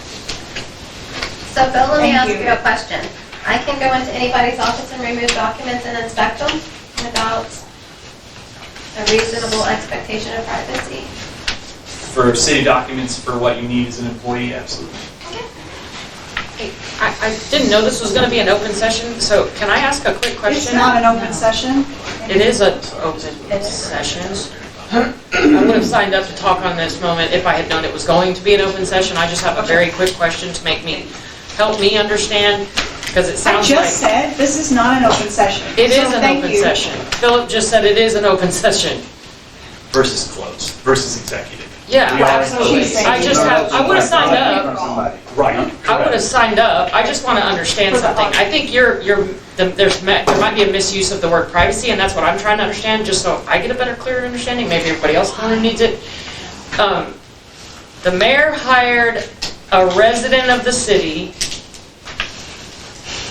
You are the bonded individual that is our financial liaison legally. She came into your office unsupervised, by the way. I got lots of No, questions. we have the last question. And Can then we shut took this off? your If information. not, how do we We're have- through with this. Thank you. Is that accurate, Courtney, Julie? thank you. This is over. You're not recognized, and you can say your question for another. Oh, the public's gonna recognize me. So, I'm sure Yes, that. they do. item 5 is adjourned to executive session. The City Council of the City of Simonton, Texas will convene in a closed session on the 19th day of August 2025, beginning at 8:47 p.m. Under what code, ma'am? Never to say the code. Yeah, 551.074, consultation with attorney. Thank you. That's it? Very good. Thank you. The council will be staying here, so we'll have to ask y'all to step off. 901. The City Council of the City of Simonton, Texas ended its closed executive session at 9:31 p.m. on this 19th day of August, 2025.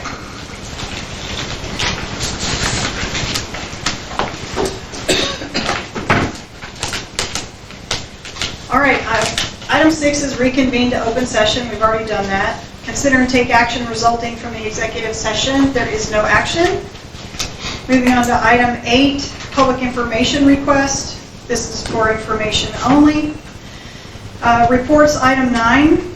The next budget workshop will be Tuesday, September 2nd at 6 p.m. here at City Hall. Council, any reports? Is it just a budget workshop? There's not a council meeting afterward, it's just a workshop? None planned at this time. Okay. Yeah, the only comment I want to say just for section 1, sounds like the tree program will start towards the end of August, or at least be authorized. So hopefully in early September, we'll start getting the trees cut. They're on the schedule right now with Yellowstone for August 28th. They're still waiting on a PO from the county, but that's a week away, so we're hopeful that that'll happen next week, end of next week. So a question, do we pay the county? I meant to ask you that, I'm sorry. A PO from the county, so it doesn't come from us? The PO comes from the county because we are sharing in their procurement. Gotcha. Okay, that makes sense. But, so we will pay directly. Okay, that makes sense. Phil, any reports? No.